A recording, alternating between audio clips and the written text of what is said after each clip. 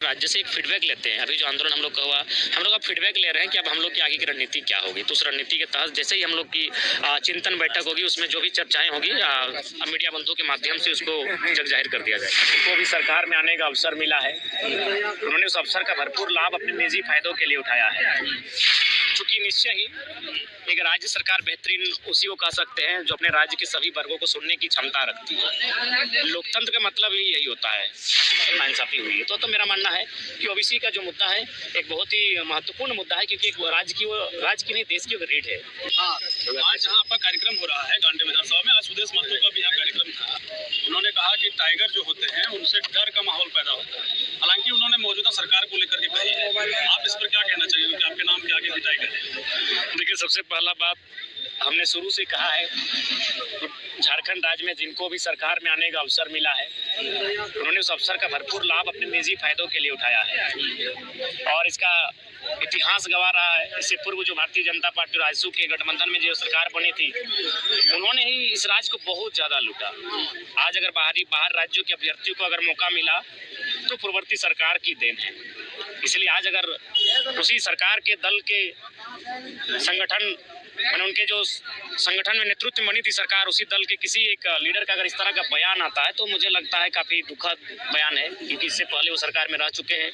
आप अपनी नाकामयाबों को नहीं छुपा सकते हैं और अभी जनता जान चुकी है कि केवल यहाँ फुटबॉल की तरह, चाहे भारतीय जनता पार्टी और आजसू का गठबंधन हो या फिर इधर जेएमएम कांग्रेस का गठबंधन हो, केवल फुटबॉल की तर्ज पर इन्होंने गेंद को कभी इनके पाले में एक बार दिया है, फिर वापस इन्होंने गेंद को इनके पाले में दिया है और कुल मिलाकर इस राज्य में यही हालत देखने को मिले है। कुल मिलाकर झारखंड की जो भी खनिज संपदा रहे, नियोजन रहे, भाषा संस्कृति रहे, चौतरफा हमला हुआ है। अगर राजनीतिक चेतना यहाँ के लोगों में जागृति बनकर नहीं सामने आती है तो आने वाले 20-22 सालों में, चूंकि हम लोग भी एक पीएचडी के छात्र हैं, जैसा कि राज्य को देख पा रहे हैं, लगभग कुछ प्रतिशत जो लोग हैं उनकी भाषा, उनकी परंपरा, संस्कृति, नियोजन, रोजगार, खेत खलिहान कहीं ना कहीं शून्य हो जाएंगे। 60-40 का माहौल एकदम गर्म है। छात्रों को पीटा भी गया, आप लोग ब्रीफ भी किए थे। सोशल मीडिया पे तमाम तरीके की तस्वीरें हैं वो वायरल हो रही है, विपक्ष भी वही कह रही है। लेकिन एक बेहतरीन रूप से आप अगर कुछ फीडबैक देना चाहेंगे, क्योंकि आप कह रहे हैं कि शिक्षा के बिना कुछ भी संभव नहीं है, तो एक शिक्षित वर्ग क्या फीडबैक दे सकता है सरकार को कि वो बेहतर रूप से अपना जो नियोजन नीति है उसको स्थापित कर सके? देखिए, चूंकि निश्चय ही एक राज्य सरकार बेहतरीन उसी को कह सकते हैं जो अपने राज्य के सभी वर्गों को सुनने की क्षमता रखती है। लोकतंत्र का मतलब ही यही होता है कि आप सबकी सुनिए। आप में अगर सुनने का सामर्थ्य है तो ही आप एक अच्छे लोकतंत्र का निर्माण कर सकते हैं। तो राज्य सरकार को चाहिए कि जो भी इंटेलेक्चुअल टीम है, एक छात्रों की टीम है, विभिन्न संगठनों से मिला जाए, उनसे बातचीत किया जाए कि आखिर इस नीति का निराकरण मैंने अच्छे ढंग से कैसे से लागू किया जा सके, ताकि यहाँ के राज्य के अभ्यर्थी उन्हें नुकसान ना हो। और मैंने तो स्पष्ट कहा, मैंने भी दलील दिया है कि जिस प्रकार अन्य राज्यों में चूंकि झारखंड में एक भाषा नहीं है तो आप जिला वाइज भाषा को ऐड कर सकते हैं। और जो हमारी संस्कृति है, जो हमारे झारखंड के लगभग जितने भी सवाल जवाब बने, आधे से ज़्यादा सवाल जवाब यहाँ की क्षेत्रीय भाषाओं में बने, यहाँ की क्षेत्रीयता को लेकर बने। इससे क्या होगा कि अन्य राज्यों के अभ्यर्थियों को आने का अवसर कम मिलेगा। ओबीसी आरक्षण का जो विधेयक है उसको राज्यपाल ने लौटा दिया, उसके बाद से क्या, चूंकि कई तरह की प्रतिक्रियाएं हैं, टाइगर जयराम का क्या प्रतिक्रिया है? देखिए, मेरा मानना है कि झारखंड मुक्ति मोर्चा और भारतीय जनता पार्टी दोनों ही ओबीसी की विरोधी रही है। इसका कारण ये है कि आप भी देख सकते हैं, माननीय, जैसा कि सूचना मिली है कि माननीय प्रधानमंत्री का जो भी देखरेख का जिम्मा होता है, उनके जो सेक्रेटरीट होते हैं उसमें जितने भी सेक्रेटरीट है ओबीसी वर्ग से सुनने हैं, भले स्वयं को ओबीसी होने का दावा कहें। तो इसका मतलब है कि वह एक बहुत बड़ी आबादी, जिसकी आबादी लगभग माना जाता है अनुमानित 50 से 54% है, उसके साथ बहुत ही नाइंसाफी हो रही है। उसके बाद झारखंड सरकार की जैसे ही बात करते हैं तो 7 जिलों में 6 जिलों में उनको सुनने कर दिया गया है। तो इससे क्या साफ झलकता है कि एक संदेश दे रही है, जिस प्रकार मुखिया चुनाव में नहीं होता है कि भाई उस टोला से हमको वोट नहीं मिला है, हमको वहाँ कोई काम नहीं करना है। अतः इन्होंने एक माइंडसेट ये बना लिया है और ये अपने भाषणों में भी कहते हैं, जो कि दुर्भाग्य का विषय है। आपको वोट किसने दिया है नहीं दिया मायने नहीं, अब आप पूरे राज्य के मुखिया बन चुके हैं।